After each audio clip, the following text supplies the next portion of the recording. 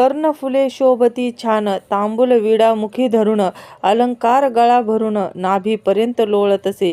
पुतळ्यांची हौस भारी, ताईत पेट्या डोरले शिनगरी. कंठाबोळ माळ गळसरी, महाराणी शोभतसे. रंगारंगाच्या पैठण्या फार, नारळी जरतारी बुट्टेदार.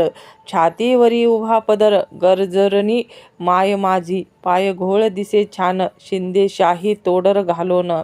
सच्च चरण उचलोन, वाम पुढे टाकिला.